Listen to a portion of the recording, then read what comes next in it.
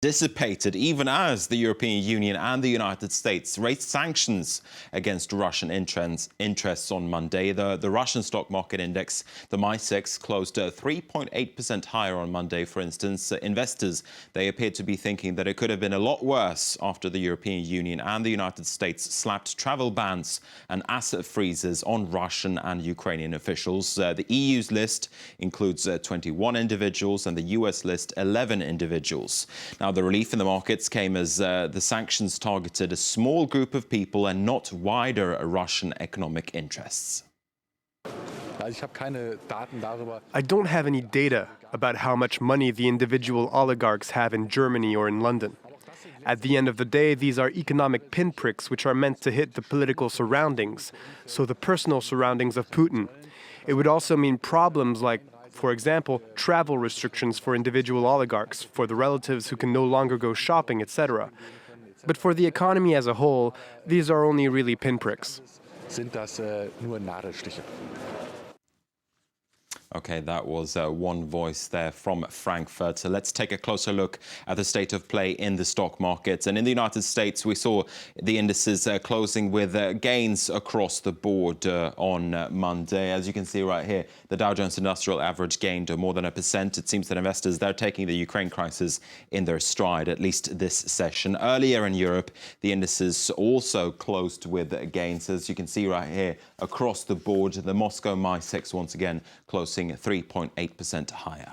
Now, shares in Vodafone gained 1.7% in London. It followed the news that the UK-based mobile operator has agreed to buy the Spanish cable company Ono for $7.2 billion. Vodafone is paying for a company with nearly 2 million customers. It's hoping to create a challenger in the home market of its Spanish rival Telefonica. The deal is seen as another example of an ongoing consolidation in the European telecoms industry. It's Vodafone's third major purchase of fixed-line broadband assets in just 2 years. Sticking to telecoms, Patrick Drahi, the French billionaire behind the cable company Numericable, has come out to defend its bid for mobile network SFR. SFR's parent company Vivendi decided on Friday to enter exclusive talks with Numericable and its parent company Altice. The decision drew flack from the French government and also Industry Minister Arnaud Montebourg. He made it clear that he would rather see rival Bouygues merge with SFR. Montebourg hinted that Bouygues would have been more likely to preserve jobs and boost investment. Speaking earlier, Patrick Drahi pledged to boost investment, though, in France by €3 billion and also to preserve those jobs. What we are building here is a champion, a national champion, by bringing together two magnificent companies with different histories, but which are very complementary. Okay, Patrick Drahi speaking earlier. We're going to move on to the defense sector next. The Swedish fighter Gripen pipped both France's Rafale as well as America's F-18 to a multi-billion-dollar deal in Brazil last year. But now the plane maker behind the Gripen is facing an uphill battle of its own in Switzerland. A referendum in May will decide whether the Swiss will go ahead with a deal to buy 22 Gripens for $3.4 billion. A survey published on Sunday shows that the unpopular deal may not pass. This as the plane maker Saab has been criticised for trying to influence the vote. Malcolm Brabant has more now from the headquarters of Saab in Sweden.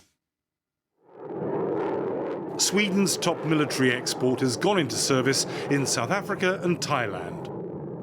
Recently, Brazil agreed to buy 36 Gripens for $4.5 billion. To American disappointment, the Brazilians chose the Gripen, not least because the hourly flying costs of the Swedish plane are less than half that of its US rival. Countries are starting to talk, can they afford an air force and also a navy and the army, or do they have to choose? And we say you don't have to choose, but you have to select a fighter that gives you high capability but lowering your operating costs. Despite the current success, there's uncertainty at the factory over whether the company can clinch the sale of 22 Gripens to Switzerland. Opponents of the deal have managed to secure a referendum, which will be held in the middle of May. The latest polls suggest that it's touch and go, with those in favour just ahead. This is the Gripen at a firing range in Switzerland, where Saab has been criticised for donating $200,000 to the Yes campaign. We normally do not support campaigns like that because we don't interfere in the political processes. Several people convinced us that this was the way things are going in Switzerland. Obviously, that was not a very good advice. So we backed out of that. There is no Saab money in the campaign. Saab hopes the controversy will not affect the proposed sale and that Swiss voters will follow the advice of the country's Air Force, which is convinced that the Gripen is the right plane for the future.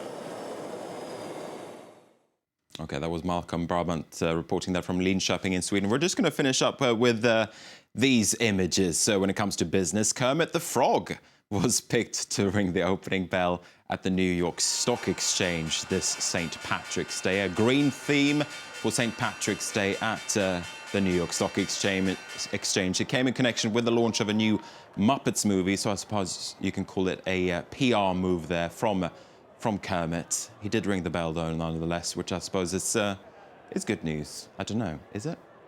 It's not good news for Miss Piggy. Why did she not get Yeah, exactly. invited? Why was she not involved? She rarely lets Kermit go out alone. That's true, that's true. Marcus, thank you very much indeed. Marcus will be back with more Muppets and business news later on in the programme. We're going to leave you now for a short time.